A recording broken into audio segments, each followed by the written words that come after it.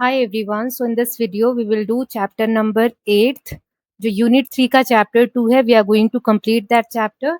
Unit 2 और unit 3 का first chapter हमारा हो चुका है. सभी चैप्टर्स की प्लेलिस्ट की लिंक वीडियो के एंड में है, तो आप वहां से जाकर देख सकते हैं.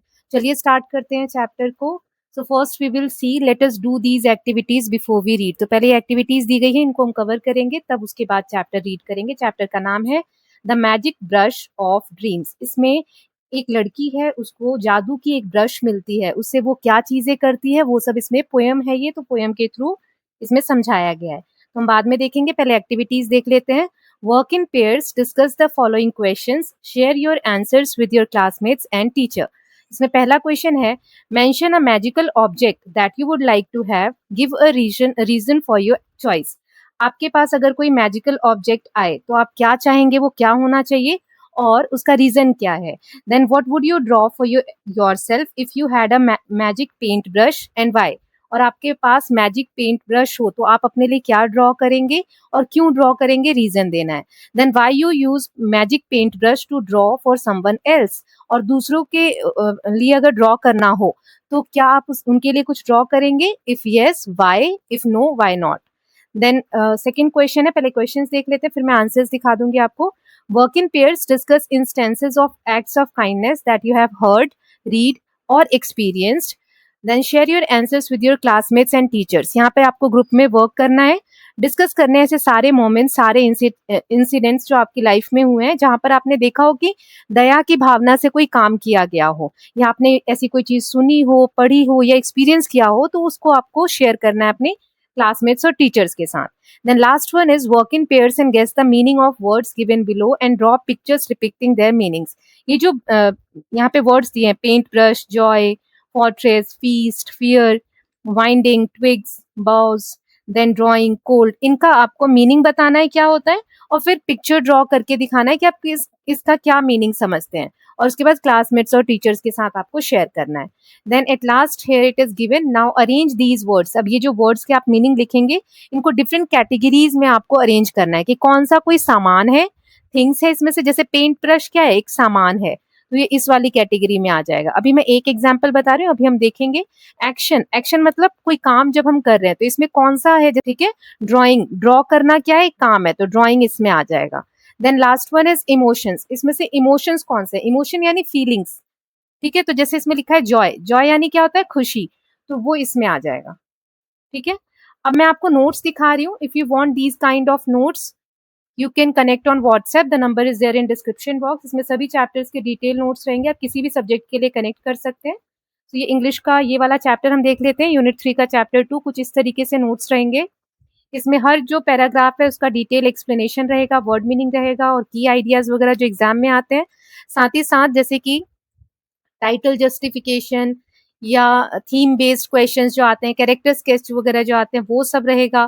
फिर प्रैक्टिस क्वेश्चन जो एग्जाम बेस्ड होते हैं, जैसे कि सीन एक्सट्रैक्ट्स आते हैं पोएम के, अनसीन आते हैं. फिर ग्रामर बेस्ड, ग्रामर के भी नोट्स रहेंगे, ग्रामर बेस्ड क्वेश्चंस रहेंगे. जैसे हर टॉपिक के यहाँ पे आपको क्वेश्चन और आंसर्स दिए रहेंगे, और फिर लास्ट में बुक की एक्सरसाइज भी दी गई रहेगी. तो अभी हम इसमें ही बुक की एक्सरसाइज देखने वाले हैं. बाकी अगर आप लोगों को ऐसे नोट्स चाहिए, नोट्स फ्री नहीं है, so please connect accordingly and you can connect on WhatsApp. Okay, चलो स्टार्ट करते हैं बुक एक्सरसाइज. पहला है, let us do these activities before we read. तो पहला क्वेश्चन था कि अगर आपके पास मैजिकल ऑब्जेक्ट हो तो क्या आप चाहेंगे, and give a reason for your choice. So I would like to have a magic paint brush because it could help me create useful things for people and make life easier for those in need. अगर मेरे पास magic paint brush हो, जो कि यहाँ पे आप अपने हिसाब से लिखेंगे, मैंने एग्जाम्पल दिया है, तो उससे मैं अपने लिए भी बहुत सारी यूजफुल थिंग्स बना पाऊंगा या बना पाऊंगी, और दूसरे लोगों को भी जिनकी जरूरत का कुछ है तो उसको बनाकर मैं आसानी से उनको प्रोवाइड कर सकता हूँ या कर सकती हूँ. ठीक है. Then what would you draw for yourself, आप अपने लिए क्या बनाएंगे. तो I would draw a beautiful library full of books because reading increases knowledge and imagination. It's completely an example, you can write your answers on your own. Okay, अपने हिसाब से भी आप लिख सकते हैं, ये भी लिख सकते हैं. Then would you use the magic paint brush to draw for someone else, क्या आप मैजिक पेंट ब्रश को दूसरे के लिए यूज करेंगे. तो इसका आंसर क्या होगा, yes, I would use the magic paint brush to help poor and needy people. ऐसे जो गरीब लोग हैं, जो जरूरतमंद लोग हैं, उनके लिए मैं मैजिक पेंट ब्रश का यूज करूंगी bye drawing food, clothes and shelter for them. Shelters for them, मतलब खाने के लिए उनको मिल जाए, कपड़े मिल जाए, रहने की जगह मिल जाए, ऐसा कुछ मैं ड्रॉ करके उनकी हेल्प करना चाहूंगी। ठीक है, तो ये आंसर्स आप लिख सकते हैं। देन नेक्स्ट वन इज कि आपने कोई ऐसा इंस्टेंस देखा है दया का, दया से रिलेटेड, सो आप अपना एक्सपीरियंस बताएंगे। यहाँ पर मैंने एक एग्जाम्पल दिया है, I once saw people distributing food and clothes to poor families during winter, कि ठंड के समय में मैंने देखा कि कुछ लोग जो है गरीबों को खाना और कपड़े बांट रहे थे। So their kindness help many people feel safe and cared for, तो उनकी जो ये दया की भावना थी, लोगों को खाना देना, कपड़े देना, इसकी वजह से वे लोग सेफ फील कर रहे थे और ऐसा उनको फील हो रहा था कि कोई तो है जो हमारी केयर करता है। तो ऐसा कोई भी एक्सपीरियंस आप भी लिख सकते हैं जो आपने देखा हो। देन हमें ये अरेंज करना था वर्ड्स को इन डिफरेंट कैटेगरीज, तो थिंग्स में paint brush, portraits, twigs, bows, action में ड्राइंग, वाइंडिंग, देन इमोशन में जॉय, फियर। ओके, सो ये यहाँ पर आ जाएगा। नाउ नेक्स्ट देख लेते हैं। अब आगे पोयम रीड करेंगे, फिर उसके बाद देखेंगे। ठीक है, सो लेट अस रीड अब पोयम की एक एक लाइन को अच्छे से समझते हैं। Go and gather wild beans Gopi, go and fetch some rice, go and plug the mangoes and bring home something nice. यहाँ पर मतलब क्या है, गोपी को कहा जा रहा है कि तुम जंगल में जाओ, वाइल्ड यानी कि जंगल में जाकर, और वहां पर जो जंगली बीन्स होती हैं, फलियां होती हैं, वो इकट्ठा करके लाओ, और जाकर कुछ चावल लेकर आओ। फेच मतलब होता है लाना। ठीक है, लाना। तो जाकर कुछ चावल लेकर आओ और जाओ, प्लग मतलब होता है तोड़ना। ठीक है, तोड़ना, ये मीनिंग साथ साथ लिखना। गैदर मतलब होता है जमा करना। और जाकर कुछ आम तोड़ कर लाओ and bring home something nice, और घर पर कुछ अच्छा लेकर आओ जिससे कि लोग खा सके, उनकी भूख खत्म हो सके। तो आगे लिखा हुआ है, Gopi sits beneath the banyan, a twig is in her hand, she sits there drawing pictures, pictures in the sand. अब यहाँ देख सकते हो, ये एक बनियन बनियन ट्री होता है, बरगद का पेड़। ठीक है, ये बरगद का एक पेड़ है, इसके नीचे वो बैठती है और उसके हाथ में एक ट्विग है। ट्विग मतलब क्या होता है, छोटी पेड़ की टहनी। ठीक है, छोटी टहनी लिख सकते हो। तो उसके हाथ में एक छोटी सी टहनी है, ट्विग का मतलब ये होता है। और वो यहाँ पर कुछ ड्रॉ कर रही है, आप देख रहे हो कुछ चित्र बना रही है। यहाँ पर सैंड है, यहाँ रेत है, बालू है, उसमें वो कुछ ड्रॉ कर रही है। The winds blow by and sweeps away the pictures in the sand, और रेत में जो भी वो ड्रॉ कर रही है ना, तो हवा चलने की वजह से रेत जो है वहां पर बहकर जा रही है और उसको बार बार मिटा देती है जो भी वो ड्रॉ करती है। Then but on a stone there sits a man, a brush in his hand, वहां पत्थर पर एक बूढ़ा व्यक्ति बैठा है, उसके हाथ में एक ब्रश है, यहाँ देख सकते हो एक ब्रश है। He looks around, he calls to Gopi, come here, he whispers hush, we mustn't let the village know about this magic brush. इसका मतलब क्या है, वो उसे पास बुलाते हैं गोपी को कि तुम यहाँ पर आओ मेरे पास, और वो चारों तरफ देखते हैं और गोपी को बुलाकर कहते हैं, धीरे से बोलते हैं, है ना, कि चुप हो जाओ, हमें इसके बारे में गांव वालों को नहीं पता चलने देना है। ठीक है, मसंट मतलब होता है कि बिल्कुल भी नहीं, गांव वालों को नहीं जानने देना है कि ये जो ब्रश है ये कैसा है, मैजिक ब्रश है, इस जादुई ब्रश के बारे में तुम गांव वालों को मत बताना। Then he slips the brush into her hand, slips मतलब देना, तो फिर वो ब्रश उसके हाथ में दे देते हैं। And tells her to be sure, और उन्हें उसे कहते हैं कि तुम ये ध्यान रखना ये ब्रश लेने के बाद, paint not for the wealthy ones, कि जिनके पास पैसा है, धन है, वेल्दी यानी कि जो धनी लोग हैं, अमीर लोग हैं, उनके लिए कुछ पेंट मत करना, ड्रॉ मत करना, but only for the poor, लेकिन सिर्फ गरीब लोग जो हैं उनकी मदद करने के लिए तुम इसका यूज करना, ब्रश का कुछ भी ड्रॉ करना। Then did you get the wild beans Gopi, did you fetch some rice, did you plug the mangoes and bring home something nice. फिर उसके बाद जैसे शुरुआत में कहा था कि जाकर कुछ फलियां लेकर आओ, तो गोपी से पूछते हैं कि क्या तुम फलियां लेकर आई, क्या तुम आम तोड़ कर लाई, जो आम लाने को कहा, क्या तुम चावल लेकर आई, और घर पे जो कुछ अच्छी चीज लेकर आना था, क्या तुम लेकर आई। तो फिर गोपी क्या कहती है, no beans, no rice, no mangoes, Gopi grins and runs inside. Grins मतलब क्या होता है, बहुत बड़ी मुस्कान देना, मतलब एक बड़ी सी स्माइल देना, यहाँ पे लिख लो, ग्रिन्स यानी बिग स्माइल। वो कहती है नहीं, ना मैं बीन्स लाई हूँ, ना राइस लाई हूँ, ना मैंगोज लाई हूँ, और वो थोड़ा सा मुस्कुराते हुए, हंसते हुए अंदर चली जाती है। She paints a bowl of khichdi and weights, फिर वो खिचड़ी बनाती है, देखो इस तरीके से पेंट करती है, एक कटोरी भर के खिचड़ी, और फिर वो रुकती है, until the paint has dried, जब तक कि वो पेंटिंग ड्राई ना हो जाए, सूख नहीं जाए, तब तक वो थोड़ा सा वेट करती है। देन आगे देखते हैं। The bowl is full of khichdi, Gopi. Into the house the villagers streamed. The young and old all wished to see the magic brush of dreams. उसके बाद क्या होता है, जो गोपी ने खिचड़ी ड्रॉ की थी ना, वो कटोरी पूरी खिचड़ी से भरी हुई थी। गाँव वाले जो थे वो घर के अंदर आने लगे, ठीक है? इनटू द हाउस मतलब सब अंदर आके देखना चाहते थे कि ये क्या हो रहा है। सभी जो यंग लोग हैं, ओल्ड लोग हैं, बूढ़े जो हैं, वो सभी उनकी विश हो रही थी, उनकी इच्छा हो रही थी कि हम जाकर देखें कि ये मैजिक ब्रश जो है, ये कैसे सपनों को पूरा कर रहा है ना? सपनों को पूरा करने वाला कैसा एक जादुई ब्रश है, उसको लोग देखना चाहते थे। देखिए कितनी सारी खिचड़ी यहाँ पे स्प्रेड हो गई है। Then she paints a muffler for a farmer, फिर उसने मफलर बनाया जो हम ठंड के समय में गले में पहनते हैं, तो फार्मर किसान के लिए वो बनाया। A plough for another man, plough यानी जो हल होता है, खेत में हल चलाते हैं उसे कहते हैं ना। A plough for another man, a shawl for a grandmother and for a girl a fan. तो इतनी सारी चीजें जिसको जो जरूरत था, जैसे ग्रैंड मदर को शॉल चाहिए तो शॉल बना के दिया, एक लड़की को फैन चाहिए तो फैन बना के दिया, दूसरे व्यक्ति को प्लाव यानी हल चाहिए खेतों में काम करने के लिए, तो वो बना के दिया। तो ऐसे वो जिसको जो ज़रूरत थी, वो देकर मदद करने लगी। फैन यानी पंखा। Then and soon the news spread far and wide, और जल्दी ये जो न्यूज़ थी, खबर थी कि ऐसा कोई पेंट ब्रश है, जिससे लोगों को हर ज़रूरत की चीज़ मिलती है, बहुत दूर-दूर तक ये खबर फैल गई। Through forest, fields and plains, मतलब जंगलों के अंदर कोई रह रहा है, दूर-दराज एरिया में भी कोई रह रहा है, तो उन सबको पता चल गया है कि ऐसी कोई चीज़ है। Until the ज़मींदार himself hears of this magic gains, उसके बाद जो उस एरिया का ज़मींदार है, जिसके पास बहुत ज़्यादा धन है, ज़मीनें हैं, उसको पता चलता है इसके बारे में। गेन्स यानी मतलब फ़ायदा, लाभ। ठीक है? तो उसको इसके बारे में पता चलता है कि लोगों को इससे क्या-क्या फ़ायदा हो रहा है और ये मैजिक ब्रश क्या है। Then I ordered you to paint for me a fortress tall and grand, paint treasures, jewels and riches rare enough to rule this land. उसके बाद ज़मींदार वहाँ पर आता है और वो ऑर्डर देता है।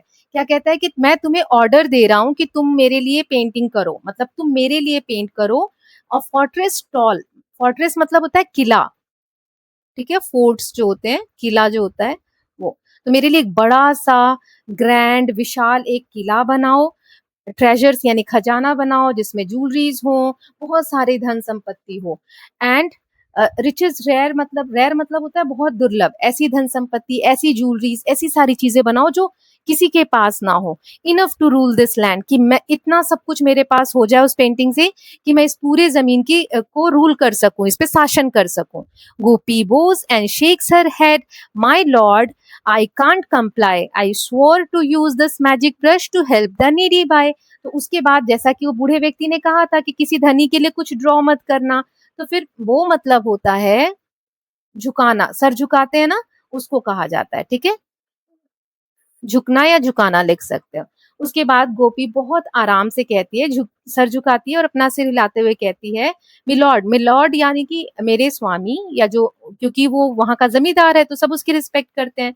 और कंप्लाई मतलब होता है आज्ञा मानना, आज्ञा मानना। तो कहते हैं कि मैं आपकी आज्ञा नहीं मान सकती, क्योंकि मैंने कसम खाई है कि इस मैजिक ब्रश का यूज मैं सिर्फ और सिर्फ नीडी लोगों के लिए करूंगी, जिनको जरूरत है उनके लिए करूंगी। देन द जमींदार roars and stamps his foot. He bellows to his men, sees this brush and sees the girl, threw her in the pen. अब इसका मतलब क्या है, जमींदार को तो गुस्सा आएगा ना जब वो मना कर देती है तो। जमींदार गुस्से में बहुत रोर मतलब होता है गरजना, चिल्लाता है, उसको गुस्सा आता है तो चिल्लाता है, फिर अपने पैरों को पटकता है। और फिर बिलोज मतलब होता है जोर से चिल्लाना। ठीक है? जोर से चिल्लाना, जोर से अपने लोगों को बुलाता है और फिर उनको बुलाकर कहता है कि इसका ब्रश सीज कर लो। सीज मतलब अपने जब्त कर लेना, कब्जे में ले लेना। इसको अपने कब्जे में ले लो, किसको? ब्रश को और इस लड़की को भी। And throw her in the pen, pen यानी कि जेल। ठीक है? जहाँ पे बंद रखने की जगह हो, तो इसको जेल में डाल दो। ये देखो यहाँ पर उसके पीछे पड़ गए उस लड़की के सभी। फिर क्या होता है, लड़की क्या ड्रॉ करती है आगे देखते हैं। Now Gopi waits inside the cell upon a cold mud floor until the zamindar returns and shouts through the door.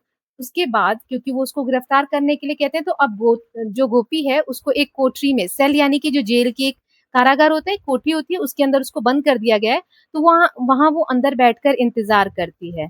और जो फर्श है उसका जेल का कैसा है, ठंडा है, कोल्ड है और मड यानी मिट्टी से भरा हुआ है। फिर वहां पर जब तक जमींदार नहीं आता है तब तक वो वेट करती है। जमींदार आता है और वो दरवाजे के बाहर खड़ा होकर जोर जोर से चिल्लाने लगता है। ही होल्ड्स द ब्रश, वो ब्रश को होल्ड करता है। ही थंडर्स लाउड, थंडर्स मतलब होता है गरजना, चिल्लाना, ठीक है, जैसे बारिश से पहले बिजली गरजती है उसको हम थंडर बोलते हैं। तो जैसे कोई व्यक्ति अगर जोर से बोल रहा हो तो उसको भी कहते हैं हम थंडर्स, ठीक है, गरजता है, गरजता है। So he holds the brush, he thunders loud, paint my fortress tall. और फिर वो पेंट को, वो ब्रश को पकड़ के जोर से कहता है, मेरा ऊंचा सा एक किला बना कर दो मुझे। Paint gold and rubies, ruby क्या होता है, एक कीमती पत्थर होता है, गोल्ड यानी सोना, मेरे लिए सोना बनाओ, रूबी बनाओ, एमरल्ड ब्राइट बनाओ, मतलब चमकने वाले जो कीमती पत्थर होते हैं ये सब ड्रॉ करो। And you shall leave this hall, और उसके बाद ये सब तुम ड्रॉ कर दोगी तो मैं तुम्हें यहाँ से जाने दूंगा, या तुम यहाँ से जा सकती हो। फिर आगे क्या होता है, that night the zamidar lies in bed dreaming of his gold while Gopi paints a winding road, a horse both strong and bold। अब जमींदार तो उस दिन जब सोने जाता है तो वो सपने देखता है। क्या देखता है कि उसको बहुत सारा सोना मिल गया है, लेकिन क्या गोपी ड्रॉ करती है, नहीं करती। क्या होता है, गोपी क्या ड्रॉ करती है, जेल से बाहर जाने का एक बड़ा सा रास्ता ड्रॉ करती है, और साथ ही साथ वाइंडिंग मतलब होता है घुमावदार, मतलब गोल गोल इस तरीके से एक रास्ता ड्रॉ करती है, और एक बहुत ही स्ट्रॉन्ग और बोल्ड हॉर्स ड्रॉ करती है, घोड़ा ड्रॉ करती है जो बहुत साहसी है। Then the road leads out of prison gate, जो जेल है ना उस गेट से बाहर ये रोड होकर गुजरती है। Horse she swiftly urges, Gopi leaps on and gallops fast through fields and many villages. अब इसका मतलब क्या है, स्विफ्टली मतलब बहुत तेजी से, और यहाँ पे लिखा है लीप्स मतलब होता है कि जैसे छलांग लगाते हुए, ठीक है, गैलप्स मतलब तेजी से, लीप्स यानी छलांग, छलांग, और गैलप्स यानी होता है तेज दौड़ना, ठीक। तो इसका मतलब क्या है कि वे रास्ता जेल के बाहर होता हुआ जाता है, फिर घोड़े पे वे तेजी से बैठती है और तेजी से उसको आगे बढ़ाने लग जाती है।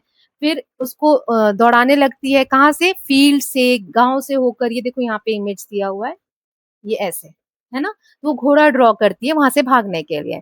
देन जब वो अपने गांव की तरफ आने लगती है, it's Gopi she is back again, see the villagers merry and kind. Merry मतलब होता है खुश, और काइंड यानी दया या दयालु। तो गांव के लोग उसको देखते हैं तो खुशी से, और बहुत दुखी होते हैं क्योंकि उसको ले गए होते हैं ना, तो दयालुता की भावना से देखते हैं और कहते हैं कि देखो गोपी आ गई है ना, गोपी को देखकर वो लोग खुश होते हैं। But Gopi keeps on painting still, लेकिन गोपी फिर भी पेंटिंग बनाना जारी रखती है, with the zamindars man following behind, जबकि जमींदार के आदमी उसके पीछे पीछे आ रहे होते हैं। देन आगे देखते हैं, फॉलोइंग यानी पीछा करना, ठीक। She paints a mighty river wide, it's currents fast and deep. Currents यानी जो नदी की धार होती है, तेज जो बहाव होता है उसको कहा जाता है। फिर वो क्या करती है, एक चौड़ी सी नदी ड्रॉ करती है और उसकी बहुत तेज उसकी धारा बना देती है, बहुत डीप गहरी वो नदी बनाती है और तेज चलता हुआ पानी। द जमींदार and all his man stop short and can not leave. अब क्योंकि नदी बहुत बीच में वाइड आ गई है तो उसको वो वहां से आ नहीं पाते हैं, उस नदी को पार नहीं कर पाते हैं, तो उसके जो जो भी जमींदार के आदमी है उनको वहीं पर रुकना पड़ता है क्योंकि नदी का पानी बहुत तेज है, ठीक है। Then now should I paint a beast to leap and chase you through? Stop this chase or it will feast on you and you and you। तो फिर उसके बाद वो सभी जो जमींदार के आदमी है और जमींदार है उनकी तरफ देखते हुए क्या कहती है कि फीस्ट यानी दावत। देखो यहाँ लिखा है ना, फीस्ट यानी होता है दावत, जैसे खाना वगैरह हम कहीं खाने जाते हैं उसको। अब यहाँ लिखा है कि now should I paint a beast, क्या मैं मुझे अब बीस्ट यानी कि खतरनाक कोई जानवर, खतरनाक या जंगली लिख सकते हो, जंगली कोई जानवर मुझे तुम्हारे लिए ड्रॉ करना चाहिए कि वो आए और तुम लोगों को दावत समझकर खा जाए। मतलब जो छलांग लगाकर, लीप एंड चेज मतलब होता है पीछा करना, जो तुम्हारा पीछा करे वो जंगली जानवर और तुम्हें खा जाए, तुम्हें खा जाए, तुम्हें खा जाए, तुम्हें खा जाए, वो हर एक की तरफ पॉइंट करके कहती है। नहीं तो तुम चले जाओ, यहाँ पर रुक जाओ, नहीं तो मैं कोई जंगली जानवर ड्रॉ कर दूंगी जो तुम सबको खा जाएगा, ठीक है। फिर आगे देखते हैं, the zamindar cries no no no more, I will leave, I will go away. He turns and flees, his men behind dare not choose to stay। उसके बाद जमींदार डर जाता है, जोर से कहने लगता है, नहीं नहीं अब और कुछ ड्रॉ मत करो, मैं यहाँ से जा रहा हूँ, हम लोग यहाँ से चले जाएंगे, प्लीज, यानी होता है कि भाग जाना, ठीक है, भाग जाना, तो हम यहाँ से भाग जाएंगे। वो वहां से मुड़कर भाग जाता है और उसके आदमी भी उसके पीछे पीछे भागते हैं। There not to choose to stay, और फिर वहां पर रुकने की उनकी हिम्मत नहीं होती है। देखो गांव वाले सारे सेलिब्रेट कर रहे हैं, मिठाइयां वगैरह वो ड्रॉ करती है, आगे दिया हुआ है, ये देखो। Now Gopi paints for the village folk a feast of sweets and T. फिर वहां पर फीस्ट, वही जो मैंने आपको बताया, दावत के लिए वो खाना ड्रॉ करती है बहुत सारा। अ courtyard A courtyard bride, a band to play and songs of victory। तो यहाँ पे पोयम खत्म हो जाती है आपकी। इसका मतलब क्या है, अब गोपी गांव के लोगों के लिए चित्र बनाती है। फोक यानी लोग, विलेज फोक यानी विलेज गांव के जो लोग हैं उनको कहा गया है। मिठाई चाय इनकी दावत होती है। सुंदर और रोशन तरीके से, मतलब ब्राइट यानी बहुत चमकता हुआ आंगन होता है। बैंड बुलाए जाते हैं गाने वगैरह बजाने के लिए, और जीत का गीत वहां पर बजाया जाता है क्योंकि वो जीत कर आती है, देखो इस तरीके से, है ना, और सभी इंजॉय करते हैं। क्या पढ़ा हमने इस पोयम में कि जो भी आपको अगर कभी ऐसा मौका मिलता है कि आप किसी की हेल्प कर सके, तो उस चीज का यूज हमेशा हमें दूसरों की मदद के लिए करना चाहिए, लालच नहीं करना चाहिए, ठीक है। अब एक्सरसाइज देख लेते हैं, इसी वीडियो में इस चैप्टर को हम खत्म कर लेंगे। तो पहला है, arrange the events in order of occurrence in the poem, the last one has been marked for you, share your answers with your classmates and teachers. यहाँ पे सारे जो इवेंट्स हुए हैं वो सारे दिए हुए हैं 10 तक। तो 10th जो लास्ट हुआ है वो यहाँ पर कि गोपी ने जमींदार को डराया और फिर विलेजर्स के साथ क्या किया, सेलिब्रेट किया, है ना। तो बाकी का क्या नंबरिंग है वो देना है, तो हम यहाँ पर नोट्स में ही देख लेते हैं। तो पहला वाला जो है इसमें 3 फिर 6 फिर 1, यहाँ मैं फिल कर देती हूँ, 3 6 फिर 1। फिर नेक्स्ट है 8 7 5 4 9 2 10, या फिल कर लेना 8 7 5 4 9 2 10। मतलब पहले क्या हुआ था, Gopi is told to gather food but instead sits drawing pictures in the sand. उसको खाना लाने के लिए कहा गया था गोपी को, लेकिन वो रेत में बैठकर कुछ ड्रॉ कर रही थी। फिर क्या हुआ था, एक आदमी आया, उसने मैजिक ब्रश दिया गोपी को पेंट करने के लिए, ओनली फॉर द पुअर। फिर तीसरा क्या हुआ, गोपी ने खिचड़ी बनाई, और जो रियल हो गई वो खिचड़ी, और गांव वाले बिल्कुल उसको देख के अचंभित हो रहे थे। फिर फोर्थ, गोपी ने यूज किया मैजिक ब्रश पेंट करने के लिए अलग अलग आइटम्स विलेजर्स के लिए। देन फिफ्थ क्या हुआ था, गोपी ने रोड बनाया, हॉर्स बनाया भागने के लिए जेल से। Then sixth one is, zamindar orders Gopi to paint treasure for him. जमींदार ने गोपी को ऑर्डर दिया कि खजाना बनाने के लिए। देन सेवेंथ है, जमींदार थ्रोन्स गोपी इनटू प्रिजन। जमींदार ने गोपी को जेल में डाल दिया। Then next one is, Gopi return to village with zamindar and his man chasing her. फिर गोपी रिटर्न आ गई जमींदार से आगे आगे भागते हुए, है ना, उससे बचते हुए। नाइन्थ हुआ था, गोपी ने पेंट किया एक वाइडर रिवर स्टॉपिंग द जमींदार एंड हिज मैन। एक नदी बनाई उसने जिसने जमींदार और उन व्यक्तियों को उधर ही रोक दिया। और लास्ट में जमींदार को उसने डराया। मुझे यहाँ पर एक पॉइंट थोड़ा सा गड़बड़ लग रहा है कि Gopi paint a road and a horse to escape, ये यहाँ पर नहीं आएगा। एक सेकेंड में ये करेक्ट कर देती हूँ, जो सही है वो नंबर ऐसे ही रहने देंगे, बाकी मैं चेंज कर दूंगी, एक सेकेंड। ये वाले इसके करेक्ट ऑप्शन हैं जो मैंने पहले बताया था, उसमें ये तीन आप चेंज करना, 5 6 एंड 7, ठीक है, इनका नंबर चेंज कर लेना। देन नेक्स्ट देख लेते हैं, फिल इन द ब्लैंक्स इसमें दिया हुआ है। इसमें जो ऑप्शंस दिए हैं इनमें से आपको सही फिल करना है। जैसे ट्रियम्फिट मतलब होता है कि जब जीत का जश्न मना रहे हो, सेलिब्रेटरी, ठीक है। टेंशन एंड सस्पेंस मतलब जब ऐसा माहौल हो जहाँ पे टेंशन बहुत ज्यादा हो, तो वो वाला। और प्लेफुल और इनोसेंट मतलब खेल कूद वाला माहौल हो, उसके बारे में बताना है। तो कहाँ पर कौन सा आएगा, तो पहले में यहाँ पर आएगा, देख लेते हैं, tone of the poem shifts through out reflecting the different moods of the story. जैसे जैसे हमने स्टोरी पढ़ी तो उसमें अलग अलग समय पे पोयम का जो मूड है वो अलग अलग है ना।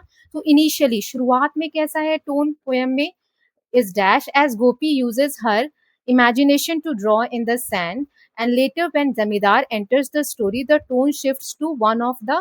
तो देखो शुरुआत में कैसा है, प्लेफुल एंड इनोसेंट, ठीक है। तो यहाँ पर पहले में आ जाएगा प्लेफुल एंड इनोसेंट, ये आप फिल कर लेना, ये वाला, ठीक है। मैं सिर्फ यहाँ पे नंबर लिख रही हूँ। और फिर वो जमींदार आ गया था तो टेंशन जैसी सिचुएशन हो गई थी, और सस्पेंस जैसी, तो दूसरे में ये आ जाएगा।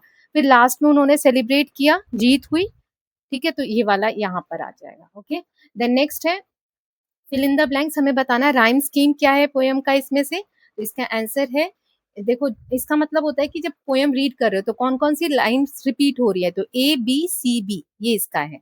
देन पोएम कैसी है, इसमें से डिस्क्रिप्टिव है, नैरेटिव और बैलेड है या फ्री स्टाइल है, तो इसमें नैरेटिव है। नैरेटिव मतलब क्या होता है कि जिसमें कोई कहानी कही जा रही है, ऐसी पोएम जिसमें कोई कहानी हो, तो कितनी बड़ी कहानी इसमें हमने पढ़ी है ना।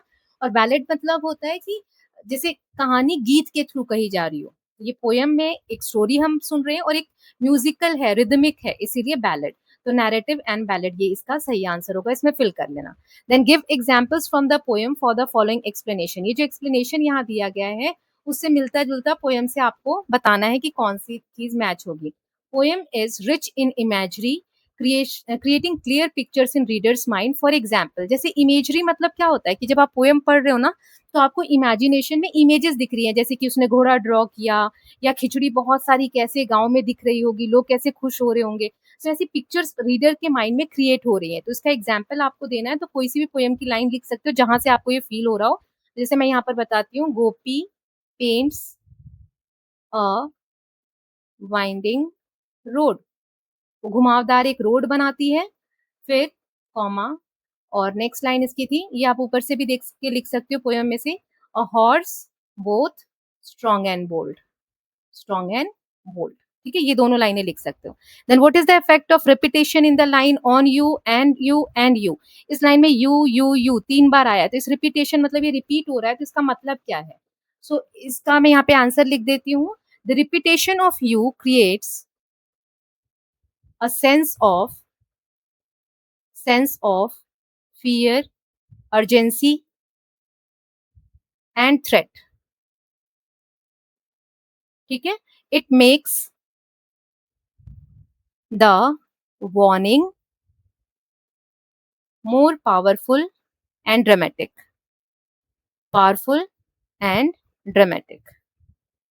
ठीक है, ये लिख सकते हो आप आंसर। अब यहाँ पे हमें मैच देम दिया हुआ है। कॉलम 1 में जो फ्रेजेस दिए गए हैं उनको कॉलम 2 में वो किसको सिंबलाइज कर रहे हैं उससे मैच करना है। तो जैसे मैजिक पेंट ब्रश, ये किस सिंबल को बता रहा है, तो power of art and imagination to change the world. तो पहले का आंसर क्या हो जाएगा, थर्ड। देन ग्रैंड फोर्ट्रेस मतलब बड़ा सा जो किला है, तो इसमें ग्रीड और डिजायर को दिखाया गया कि लालच कितनी बड़ी है उस जमींदार के मन में, तो धन के प्रति है ना, डिजायर फॉर वेल्थ, तो उसको दिखा रहा है। Then river and the beast, जो नदी और बीस्ट के बारे में बात की गई है वो किसको दिखा रहा है, barriers to protect Gopi from the Zamidar's anger। Then last question from this section, identify whether the following statement is true or false। ये true है कि false है, statement जो दिया हुआ है वो बताना है। While Gopi uses the magic brush to help others, Zamidar wants to use it for personal gain। This contrast drives the moral of the story। मतलब गोपी के पास जो जादू का ब्रश था वो उसका उपयोग दूसरों की मदद करने के लिए करती है, लेकिन जमींदार जो है इसका उपयोग अपने व्यक्तिगत यानी जो अपने पर्सनल प्रॉफिट है, लाभ है, उसके लिए करना चाहता है। तो ये एक अपोजिट कॉन्ट्रास्ट मतलब होना है कि बिल्कुल अपोजिट। ठीक है, अपोजिट। तो ये स्टोरी का जो मॉरल है, नैतिक शिक्षा, इससे हमें क्या मिलती है, इसको स्पष्ट करता है क्या। इसका आंसर क्या है, ट्रू। यही तो हमने पढ़ा कि वो लोगों की भलाई के लिए यूज करना चाहती है और जमींदार उसको उसके अपोजिट यूज करना चाहता है अपने पर्सनल गेन के लिए। Now let's think and reflect. यहाँ पे पैसेज दिए हुए हैं जो हमने रीड किया। But on a stone there sits a man, a brush in his hand. He looks around, he calls to Gopi, come here. He whispers, hush. Then he mustn't let the village know about his magic brush. He slips and brush into her hand. फिर ये आगे and tells her to be sure, paint not for wealthy ones but only for the poor। अब इनमें ये question answer हमें करने हैं। Fill in the blanks by selecting the correct options from the given in the bracket. Man is whispering and telling Gopi to keep the brush a secret, reflect his careful and secretive magic and delightful nature। Then what is the significance of the man slipping the brush into Gopi's hand? जो वो बूढ़ा व्यक्ति था वो जादुई brush को गोपी के हाथ में देता है, इसका क्या सिग्निफिकेंस है ये बताना है। फिर ये जो सेंटेंस है इसको कंप्लीट करना है आपको सुटेबल रीजन देके। Most likely reason that man instruct Gopi to paint not for wealthy ones but only for the poor. उस व्यक्ति ने जो इंस्ट्रक्शन दिया था गोपी को, सिर्फ गरीबों के लिए तुम्हें ड्रॉ करना है, अमीरों के लिए नहीं। तो ऐसा क्यों कहा गया होगा, तो यहाँ पर इसको कंप्लीट करना है। फिर क्या ये जो अभी हमने पैसेज पढ़ा इसका टाइटल आप क्या रख सकते हो, मैजिक पेंट ब्रश सीक्रेट या गोपीज स्पेशल गिफ्ट। तो इसके आंसर्स हम देख लेते हैं सभी के चारों के। ये हो गया है।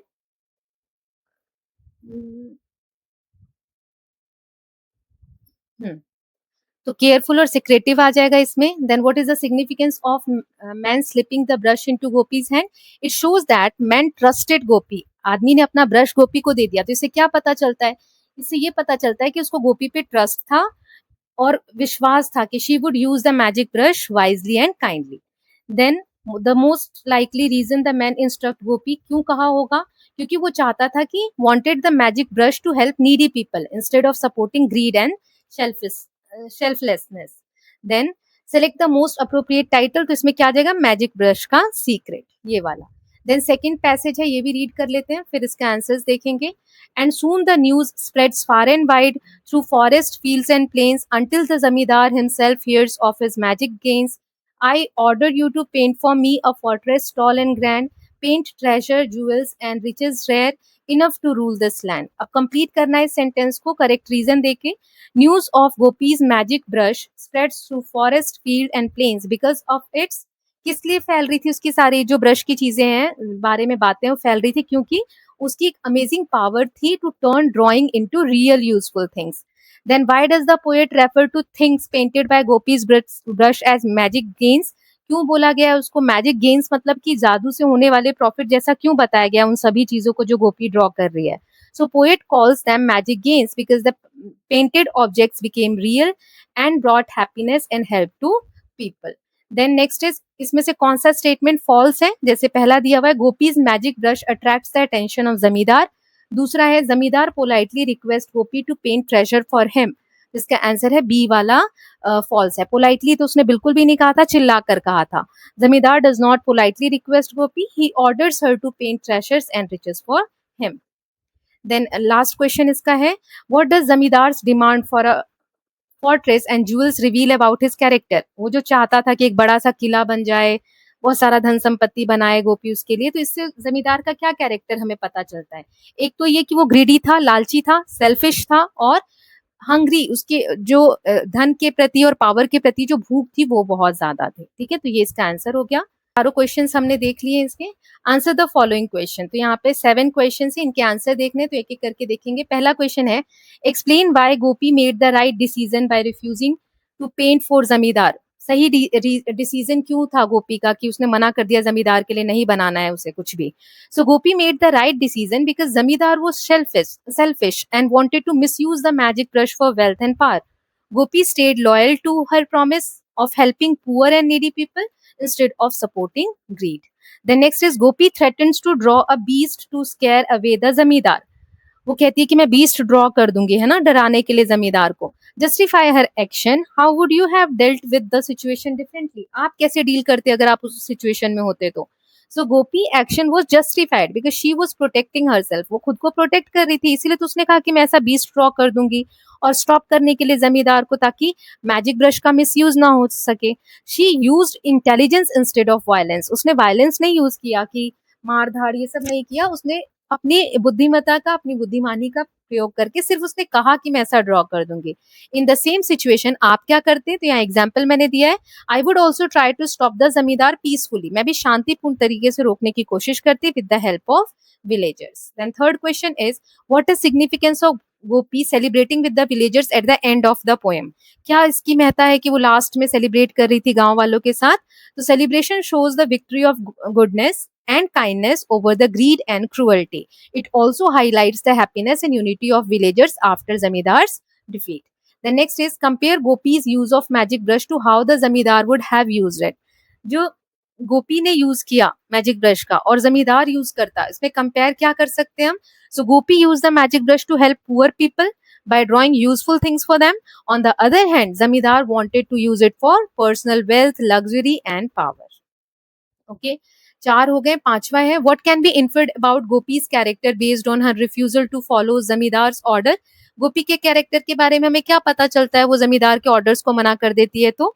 गोपी अपीयर्स ब्रेव, बहादुर लगती है, वो ऑनेस्ट है, काइंड हार्टेड है और डिटरमाइंड है। डिटरमाइंड मतलब दृढ़ निश्चयी है, जो डिसाइड कर लेती है वही करती है। She stays true her to her promises and values even when threatened by the powerful zamindar. इतना डराने के बाद भी वो बिल्कुल नहीं डरती है और जो उसको सही लगता है वही करती है। फिर जस्टिफाई करना है जो टाइटल है पोयम का कि वो कितना अप्रोप्रिएट है. सो title is appropriate because the magic brush turns dream into reality by helping poor people. It symbolizes imagination, kindness, hope, and power to bring positive change. Now, seventh question है, if you had the magic brush, how would you use it in today's world? अगर आपके पास magic brush होता, तो आप आज के समय में इसको कैसे use करते? So, I would use the magic brush to help needy people by drawing food, houses, schools, hospitals, medicine. I would try to make the world kinder, happier, and more equal for everyone. कि सभी के लिए समाज जो है same रहे, ऐसा कुछ मैं ड्रॉ करती. ये 7 क्वेश्चन आंसर देख लिए हमने. Now next is the verb draw. Draw जो वर्ड होता है इसके अलग अलग मीनिंग होते हैं अलग अलग कॉन्टेक्स्ट में. तो हमें मैच करना है sentences in the column 1 with their appropriate meaning in column 2. कौन सा किसके मीनिंग है, ड्रॉ ड्रॉ ड्रू या उसका कौन सा अलग अलग मीनिंग है उसके साथ मैच करना है. तो जैसे his speech Drew loud applause from the audience. So Drew मतलब होता है कि यहाँ पर क्या मतलब है, अप्लॉज यानी जो ऑडियंस है वो बहुत खुश हो रही है तो उसकी स्पीच के कारण बहुत खुश हो रही है. तो इसमें कौन सा मीनिंग होगा वो मैच करना है. तो इसके आंसर्स हम यहाँ पर देख लेते हैं. सो गॉट अ रिएक्शन, यहाँ पे ड्रू का मतलब क्या है कि रिएक्शन उसको ऐसा मिल रहा है. Then event will draw, draw का बताना है हमें. Event will draw huge crowds from all neighbouring places. तो अट्रैक्ट करना, यहाँ पे ड्रॉ का मतलब क्या है, अट्रैक्ट करना. Plants draw water from the soil. तो यहाँ पे प्लांट्स एब्जॉर्ब करते हैं वाटर को. I reach the station when the train was drawing into the station, मतलब मूविंग, यहाँ पे मूव करने से मीनिंग है. The room was dark so she drew the curtains to let the sunlight in. Open, यहाँ पे Drew मतलब open, की पर्दों को उसने खोल दिया ताकि रोशनी आए घर में. He drew a piece of paper from the folder, मतलब पुल आउट, बाहर निकालना. ठीक है, फोल्डर में से उसने एक पेपर का टुकड़ा जो है बाहर निकाल लिया. देन नेक्स्ट मैच देम है, ये हो गए अपने. फिर यहाँ fill in the crosswords, clues have been given below, you will find the words in the poem. यहाँ पर उन वर्ड्स जो हमें पोएम में मिले हैं इन मीनिंग के साथ मैच करना है. ठीक है, तो चलिए देख लेते हैं एक एक करके.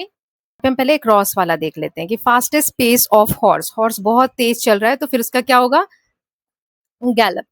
ठीक है, ये वर्ड मैंने आपको बताया था. देन फोर्थ वाला दिया है हैपन फास्ट, बहुत तेजी से कोई चीज हो तो स्विफ्ट. स्विफ्ट, ठीक है, यहाँ पे फिल कर लेना, एफ है ये. देन नेक्स्ट है स्पीक्स वेरी सॉफ्टली, बहुत धीरे से बोलना. और take hold of something and quickly remove it from its place, कुछ पकड़ना और जल्दी से उसको वहां से हटा लेना. तो बहुत सॉफ्ट बोलना. 7th वाले में आ जाएगा विस्पर, विस्पर्स. ठीक है, और फिर 10th वाला था, फिर 10th हियर, सो प्लग, तोड़ना. ठीक है, then next is having a lot of money, और रिच व्यक्ति के लिए कौन सा वर्ड आया है 11th वाले में फिल करना है. और take hold of something suddenly and forcefully, कुछ ग्रैब कर लेना, जल्दी से छीन लेना, पकड़ लेना, उसको क्या कहेंगे. तो 11th वाले में क्या आएगा, हमने क्या देखा था, वेल्दी, WEALTHY. और 12th वाले में क्या आएगा, सीज करना, कब्जे में ले लेना. ठीक है, देन डाउन वाले में runs away from a place, एक किसी जगह से भाग जाना. तो पहले वाले में क्या आएगा, फ्लीज, FLEES, प्लीज. यहाँ पर नेक्स्ट है possessing a great deal of strength and power, मतलब बहुत ज्यादा क्षमता दिखाना. तो यहाँ पे क्या हो जाएगा, माइटी. ओके, देन 5th है a deep loud shout in pen और एंगर, गुस्से में जो चिल्लाने वाली बात हमने पढ़ी थी ना, तो उसका क्या होगा, यहाँ पे आ जाएगा बेलॉज, हमने पढ़ा था ये पोयम में, है ना. देन 8th है, ये 6th है to act according to rules, rules के हिसाब से वर्क करना.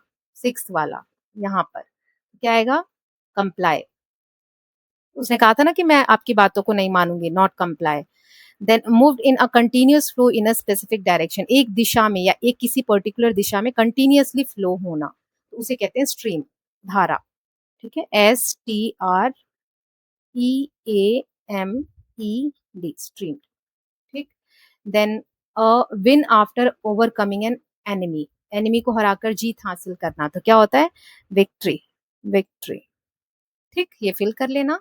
देन नेक्स्ट है there are certain expressions that convey a sudden feeling or reactions. They can be used to express a variety of emotions and thoughts. Example, he whispers hush.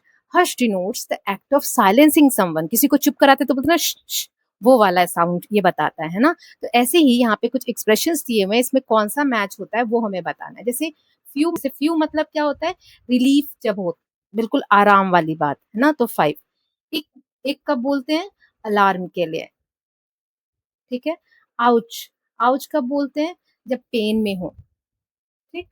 Then yippee, yippee कब बोलते हैं, delight, जब खुशी हम feel करते हैं। वो कब बोलते हैं हम, सरप्राइज जब हम होते हैं तब, ठीक है, फर्स्ट वाला आएगा इसमें।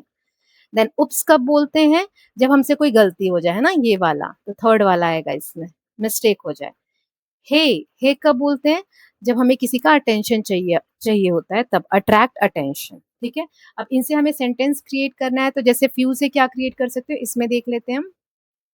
ये देखो, I completed my homework before dinner. If there is a spider on the wall. Ouch, I hurt my finger while cutting paper. Yippee, our team won the football match. Oops, I forgot to bring my notebook today. ठीक है, तो ये sentence बना लेना सबसे। अब next है match. Now next वाला जो क्वेश्चन है, लेट अस लिसन। यहाँ पे आपको एक ट्रांसक्रिप्ट दिया हुआ है चैप्टर के एंड में, वो रीड करना है। 5 स्पीकर वहां पर, उनको कौन सी मैजिकल पावर दे विश उनको चाहिए, उसके बारे में लिखा हुआ है, उनको सुनना है।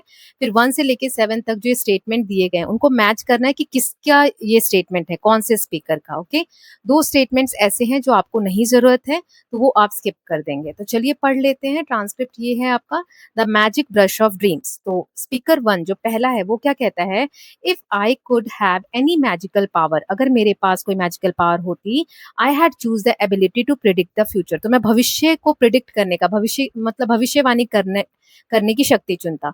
Imagine being able to see profits and losses before time. पहले ही आप देख सकते कि प्रॉफिट होने वाला है कि नुकसान होने वाला है किसी काम में। I could make better savings and secure my business, मैं अपने बिजनेस को सेव कर पाता, है ना, सेविंग अच्छे से कर पाता।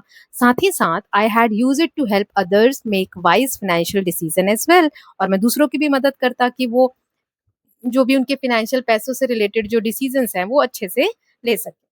तो फिर दूसरा स्पीकर कहता है, I think having the power to learn instantly would be amazing. अगर मुझे कोई ऐसी पावर मिले तो मैं लूंगा कि मुझे तुरंत कोई चीज याद हो जाए, एग्जाम आसान हो जाएंगे।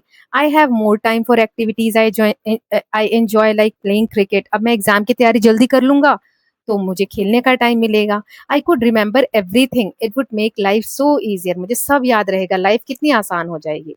देन थर्ड स्पीकर कहता है, I would want the power of flying. मुझे उड़ने की शक्ति चाहिए। Imagine being able to see the world from up above clearly, कि ऊपर से आप दुनिया को देख पा रहे हो, कितनी अचंभे वाली बात होगी, नहीं। I would be able to go from one place to another quickly without using any means of transport. मुझे मीन्स ऑफ ट्रांसपोर्ट की जरूरत नहीं होगी, मैं एक जगह से दूसरी जगह जा सकता हूँ आसानी से, है ना। Then it would be a dream come true, मेरे लिए सपना सच होने जैसा होगा। तो फोर्थ स्पीकर कहता है, at my age I had love to have the powers of healing. मेरे समय में मैं क्या चाहता था कि मेरे अंदर ऐसी ताकत आ जाए जिससे कि मैं किसी को ठीक कर सकूं, हील कर सकूं। There are so many aches aches and pains that come with growing old. जैसे जैसे बूढ़े होते हैं तो बहुत सारी सी दर्द तकलीफें आने लगती हैं। But it's not just for me, ये सिर्फ मेरे लिए नहीं होता, मैं दूसरों की भी हेल्प कर सकता हूँ उनको हील करने में। I had help my family stay healthy and happy, मैं अपनी फैमिली को हेल्दी रख पाता और हैप्पी रख पाता। फिर पांचवा स्पीकर कहता है, if I had a magical power, अगर मेरे पास मैजिकल पावर होता, I had want control over the weather, तो मैं मौसम के ऊपर कंट्रोल कर पाता। We depend on much on the rains, हम बारिश पे इतना निर्भर रहते हैं खेती वगैरह के लिए। So with this power, I could ensure that crops always get the right amount of rain and sunshine. तो मैं ये वेदर पे कंट्रोल करके ये डिसाइड करता या ये कंट्रोल करता कि जो खेती हो रही है उसको सही जितनी मात्रा में रेन चाहिए, जितनी सनशाइन चाहिए, वो सारी प्रोवाइड कर सकूं। ठीक है, तो ये हो गया। अब इसमें हमें आंसर देना है। सो हीलिंग एलिमेंट किस में था, हीलिंग वाला अभी हमने देखा था, ये वाला स्पीकर फोर्थ में है ना, तो इसका आंसर क्या हो जाएगा, फोर्थ वाला। फिर ability to end poverty in the world, गरीबी मिटाने वाली बात किसी में कही है क्या, नहीं कही है ना, तो इसमें ये नहीं आएगा। फाइनेंशियल पावर वाली बात किसी में नहीं कही है। Power to control the weather as per need, ये लास्ट वाले में हमने देखा, फिफ्थ वाले में। Then ability to make wise business decision, कि बिजनेस डिसीजन वो सही से ले पाए, तो ये किस में था, हमने किस में देखा था ये बिजनेस डिसीजन वाला, here in the first one, I think ये रहा, है ना। तो फर्स्ट इसमें आ जाएगा, यहाँ पे फर्स्ट आएगा। Then power to predict own one own future clearly, future वाला किसमें था कि मैं फ्यूचर देख सकता, सो फर्स्ट वाले में है ना, प्रिडिक्ट द फ्यूचर। सो यहाँ पे आ जाएगा फर्स्ट वाला। Then ability to remember information quickly, जल्दी से कोई चीज याद हो जाए, तो वो वाला कहाँ पर था कि मैं तुरंत कुछ याद कर लूँ, स्पीकर 2 बोल रहा था, है ना, लर्न इंस्टेंटली, यहाँ पे सेकेंड आ जाएगा। Power to move around without using vehicle, बिना व्हीकल की मदद से आसपास घूमना, तो ये किसी ने भी नहीं कहा था, उड़ने की बात हुई थी, फ्लाइंग की बात हुई थी, आसपास घूमने की बात नहीं हुई थी, है ना, तो ये दोनों नहीं आएंगे और बाकी सारा आप फिल कर सकते हैं, ठीक है। और इसमें अगर बहुत फोर्सफुली फिल करना ही है तो फ्लाइंग वाला जो था ना, ये थर्ड वाला आप इसमें फिल कर सकते हैं, ठीक है। मैंने आंसर्स में यही लिखा है, यहाँ पे आप थर्ड भी लिख सकते हैं, ठीक, ये हो जाएगा। नाउ नेक्स्ट देख लेते हैं, नेक्स्ट क्वेश्चन है लेट अस स्पीक। अब यहाँ पे आपको ये बोलने के लिए प्रैक्टिस करना है। इंटोनेशन मतलब होता है जब बोलते वक्त हमारी आवाज कहाँ पे राइज हो रही है, कहाँ पे फॉल हो रही है, कहाँ हम ऊंचा बोल रहे हैं, कहाँ हम नीचा बोल रहे हैं। So falling tone is fall in the pitch of voice from a high level to a lower level. जब बहुत तेज बोलते बोलते हम किसी कहीं पर थोड़ा धीरे बोलने लगते हैं, उसको कहते हैं falling tone. Falling tone is generally used in imperative sentences. Imperative sentences जो होते हैं उसमें हम फॉलिंग टोन लेते हैं। सच सेंटेंसेस, ये जो इंपेरेटिव सेंटेंस होते हैं, such sentences are used in speech for different communicative purpose. अलग अलग तरीके से बात करने के लिए हम इन सेंटेंसेस का यूज करते हैं, जैसे कमांड देना हो, किसी को इंस्ट्रक्शन देना हो, या किसी से फेवर चाहिए हो, या किसी को वार्निंग देनी हो, तो ये वाले सेंटेंसेस हम फ्रेम करते हैं, जैसे कम हियर, इधर आओ, सीज द मैजिक ब्रश, छीन लो इनसे मैजिक ब्रश, फिर paint my fortress tall, paint करो मेरे किले को, बड़े से किले को, go and fetch some rice, जाओ और जाकर चावल लेकर आओ। तो इसमें क्या है, हम ऑर्डर्स दे रहे हैं या कुछ हम ऐसे इंस्ट्रक्शंस दे रहे हैं, है ना। तो इसमें जब हम बोलते हैं कम हियर, तो देख रहे हो कम पे बोलते वक्त हम ज्यादा फोर्स कर रहे हैं, हियर को धीरे से बोल रहे हैं।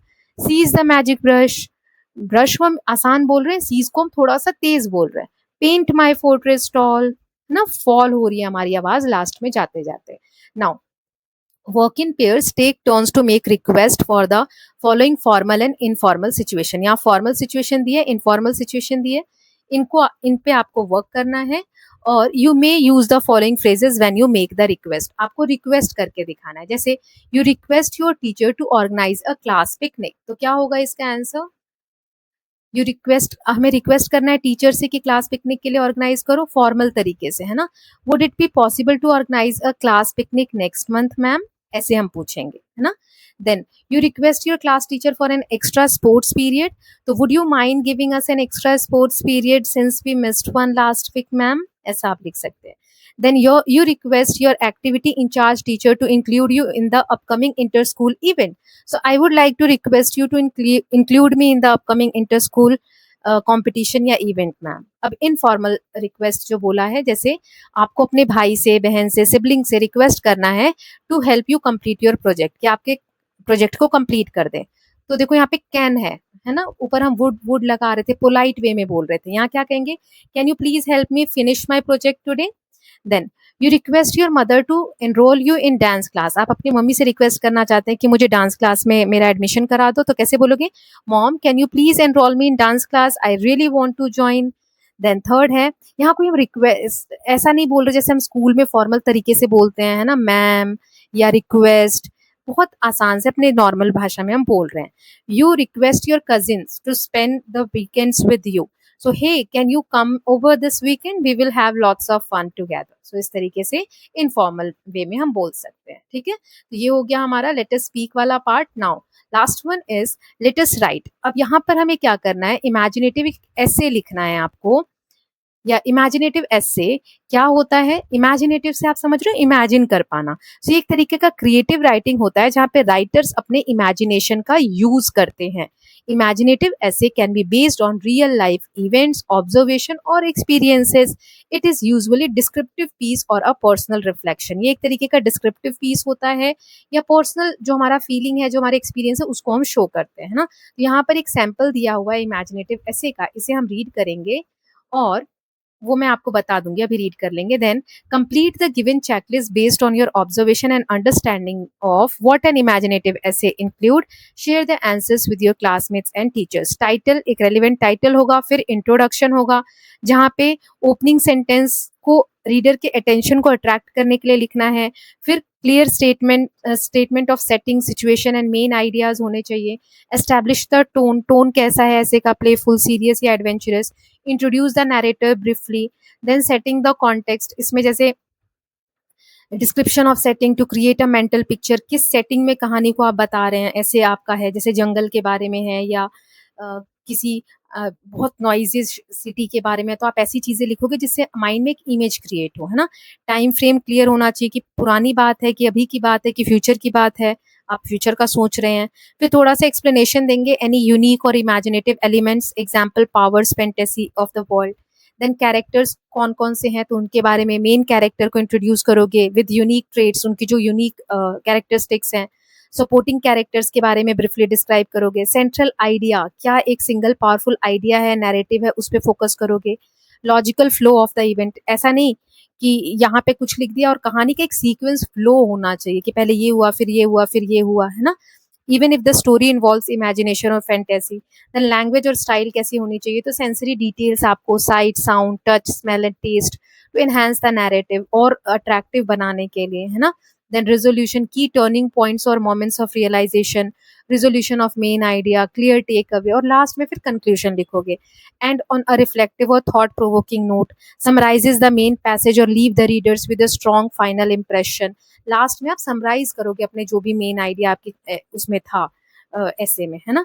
फिर यहाँ पे आपको लिखने को दिया है, write an imaginative essay on any one of the following, इनमें से किसी एक के ऊपर आपको ऐसे लिखना है। तो imagine you were a scarf, आप एक स्कार्फ थे, that flu away from a cloth line, जो कपड़े सुखाने की रस्सी होती है ना, उससे वो उड़ गया है। Describe the places you travel to and how you came back, आपको ये बताना है कि कौन कौन सी जगह आप उड़कर गए और वहां से कैसे वापस आए। Also right about what you thought was the most valuable experience, और आपको फिर ये भी बताना है कि आपके लिए इस जो जर्नी थी, उड़कर आप गए फिर वापस आए, इसमें सबसे वैल्यूएबल एक्सपीरियंस आपके लिए क्या था। फिर दूसरा है, imagine you stumbled upon a magical book in library, आप ऐसा कल्पना कीजिए, इमेजिन कीजिए कि आपको लाइब्रेरी में अचानक ही कोई जादुई किताब मिल गई है, ठीक है। The book transported you to different time period, उस बुक से आप अलग अलग समय में जा सकते हैं, टाइम ट्रैवल कर सकते हैं।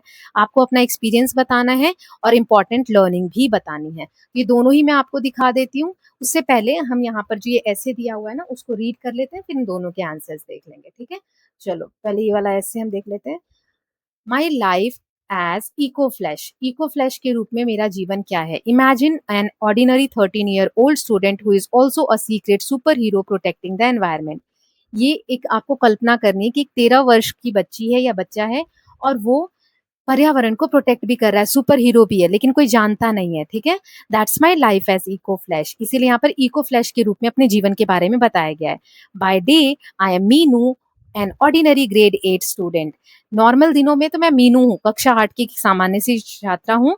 Bye evening I use my powers to keep my neighbourhood clean and green and clean, लेकिन शाम के समय मैं एक सुपर हीरो बन जाती हूँ, जिससे कि मैं अपने आसपास को हरा भरा रखती हूँ, साफ सुथरा रखती हूँ।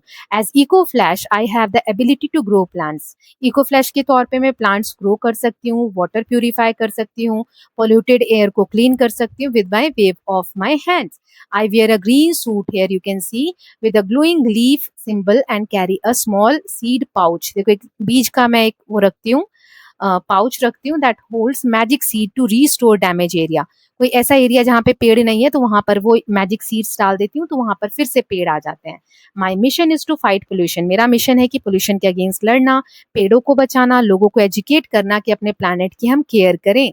माई friends wonder why I am always carrying a plant in my bag और why my shoes are muddy, मेरे दोस्त हमेशा सोचते हैं कि मेरे जूतों पे मिट्टी क्यों लगी है, मेरे बैग में एक पौधा हमेशा क्यों होता है, but I can never tell them the truth, लेकिन मैं सच्चाई उनको नहीं बता सकती। Once my little brother saw me turning a garbage dump into a beautiful garden and almost spilled my secret to our parents, I had to convince him it was a magic trick.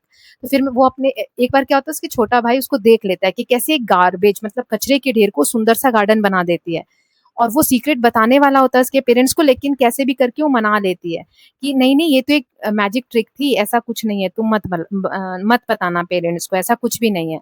So being eco flash is not just about powers but also responsibility, ये सिर्फ powers की बात नहीं है, ये responsibility की बात है। Every time I see clean streets, blooming flowers and children playing in garden parks, I feel proud. I know that even small changes can make a big differences and that's what keep me going, कि छोटे छोटे काम भी हम करके changes ला सकते हैं, differences ला सकते हैं और यही उसको मोटिवेट करता है आगे बढ़ने के लिए। तो ये बहुत ही प्यारा सा एक ऐसे था, ये आप एग्जाम के लिए तैयारी कर लेना, आ सकता है। एंड नेक्स्ट जो मैंने आपको बताया 2 हमें देखने हैं। अब मैं रीड नहीं कर रही हूँ, आप खुद से भी कर सकते हो ये। आपको दिखा देती हूँ फ्लाइंग स्कार्फ की जर्नी क्या रही होगी, कि पहले वो घरों के ऊपर से, पेड़ के ऊपर से, नदी के ऊपर से, क्राउडेड सीट से होता हुआ उड़ के गया होगा, है ना? Like a colourful bird. फिर सबसे पहले क्या हुआ हुआ होगा, एक ब्यूटीफुल गार्डन में जहाँ बच्चे खेल रहे थे, वहाँ वो गिरा। तो इस तरीके से आप लिख लीजिएगा, ठीक है? पॉज़ करके लिख लेना। Then last one is magical book in library. आपको एक मैजिकल बुक मिल गई है, तो उसके ऊपर भी आप लिख सकते हो। पॉज़ कर लेना और लिख लेना, ठीक है? ये रहा। ठीक। Now last one is let us explore. नहीं आता है कुछ समझ तो बताना कमेंट सेक्शन में। देखो यहाँ दिया है, have you heard of India's famous magician. एक इंडिया के बहुत फेमस मैजिशियन है पीसी सॉर्कर। इनके बारे में आपने सुना है क्या? He is known as one of the world's greatest magician and perform live magic show in front of audiences on television internationally. He was awarded Padma Shri on 26 January 1964 for his contribution to world of magic. इनके बारे में आप पता करना net पर। Then next is words can play also play tricks. Words से भी हम tricks play कर सकते हैं। Read the riddle about things that seems to be unreal and find what they refer. अब इनसे ये जो रिडल नीचे दी गई है पहेली, इनको हमें पढ़ना है और देखना है कि क्या इसमें इसका आंसर होगा। I can fill a room but I take up no space. मैं पूरे रूम को भर सकता हूँ लेकिन मुझे जगह की जरूरत नहीं है। I am often heard but never seen. मैं हमेशा सुनाई देता हूँ लेकिन मैं दिखाई नहीं देता। What am I. तो क्या होगा इसका आंसर? साउंड। साउंड जो है, ध्वनि जो है, पूरे रूम को भर सकती है लेकिन उसको कोई जगह नहीं चाहिए और इसको सुना जा सकता है, देखा नहीं जा सकता। The more you take the more you leave behind. What am I. जितना ज्यादा आप लेते जाओगे उतना ज्यादा मुझे पीछे छोड़ते जाओगे। तो क्या होता है? फुटस्टेप्स। आप चलते हो तो पैरों के निशान छूटते जाते हैं और आप आगे बढ़ते जाते हो। I have cities but no houses. मैं सिटी हूँ लेकिन मेरे पास कोई घर नहीं है। I have forest but no trees. मेरे ऊपर जंगल है लेकिन कोई पेड़ नहीं है। What am I. तो ये क्या होगा? कहाँ पर ऐसा होता है? मैप में। मैप में होता है ना कि सिटीज बने होते हैं लेकिन रियल में थोड़ी होता है, ऐसे जंगल बने होते हैं, रियल में नहीं होता। Then I am tall when I am young, short when I am old, in a dark room my story is told. तो क्या होता है? कैंडल। एक कैंडल। जब वो बिल्कुल नई कैंडल लाते हैं तो बहुत बड़ी होती है, फिर जब वो खत्म होने वाली होती है तो बहुत छोटी हो जाती है और अंधेरे में हम उसको जलाते हैं, है ना? Now you are asked to create a magical object. आपको ऐसा कोई मैजिकल ऑब्जेक्ट बनाना है। What object would you create? तो आप क्या बनाओगे? Make a drawing with all its details and mention its special quality on the same sheet. Put up the sheet on the display board. तो आप क्या बनाओगे, उसकी क्या खासियत होगी, वो आप खुद से इसको आपको बनाना है ना? कोई सी भी जैसे मान लो कि मैं एक मैजिकल पेन बनाना चाहती हूँ, तो आप एक पेन ड्रॉ कर दोगे, इसकी खासियत आप क्या रखना चाहते हो तो वो बता दोगे, है ना?